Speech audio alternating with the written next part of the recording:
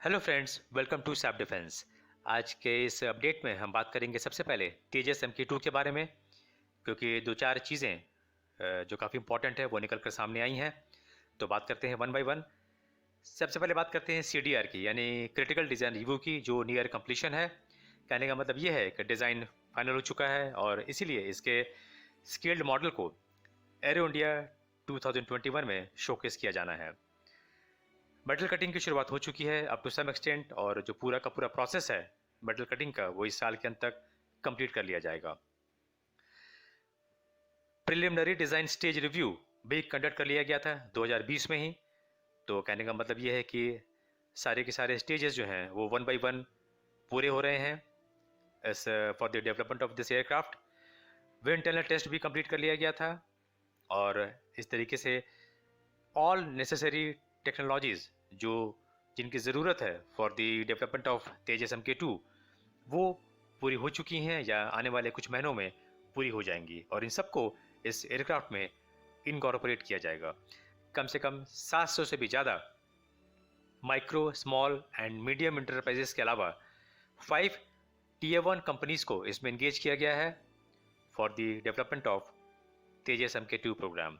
तो हम कह सकते हैं कि जो ये प्रोग्राम है तेजस MK2 का वो एज पर शेड्यूल है फिलहाल, और हमें उम्मीद करनी चाहिए कि जो पहला LSP है वो रोल आउट हो अगस्त 2022 में, जो कि प्लान किया गया है। बात करते हैं दूसरे अपडेट्स की। फ्रेंच गवर्नमेंट ने एक नया प्रेशर क्रिएट किया है और उसके मुताबिक जो फ्रेंच प्रेसिडेंट हैं मैक्रोन, उन्होंने एक डिप्लोमेटिक प्रेशर क्रिएट किया है भारत के ऊपर कि सेकेंड लॉट ऑफ रफाल्स यानी 36 रफाल्स को भारत दोबारा खरीदे या उस पर विचार करे।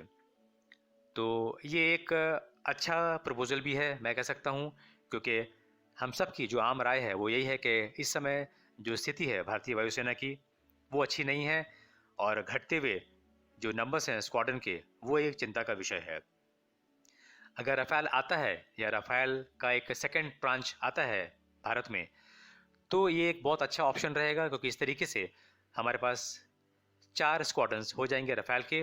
और हम सबको पता है कि रफाल की कैटेगरी का इस पूरे सब कॉन्टिनेंट में ऐसा कोई फाइटर नहीं है जो इसको टक्कर दे सके, क्योंकि ये 5th जनरेशन एवियोनिक्स से इक्विप्ड है। इसका जो स्पेक्ट्रा इलेक्ट्रॉनिक वॉरफेयर सूट है उसका फ़िलहाल कोई मुकाबला नहीं है। तो भारत सरकार को इसके बारे में गंभीरता से सोचने की ज़रूरत है, क्योंकि ये एक अच्छा प्रपोजल है। और 4 स्क्वाड्रंस रफाल के ये हमारे लिए फ़िलहाल काफ़ी होंगे। और MMRCA की जहाँ तक बात है तो दोस्तों वो हम सबको पता है कि वो कभी नहीं होगा, वो सिर्फ फाइलों में दब के रह जाएगा, ये मैं हर वीडियो में कहता हूँ। तो MMRCA को भूल कर हमें रफाल को लेकर आगे बढ़ना होगा, क्योंकि फ़िलहाल इसके अलावा हमारे पास कोई दूसरा रास्ता नहीं है। इसके बाद जो दूसरा जो ऑफ़र है फ्रांस की तरफ से दोस्तों, वो है इसके टैंकर A330 को लेकर।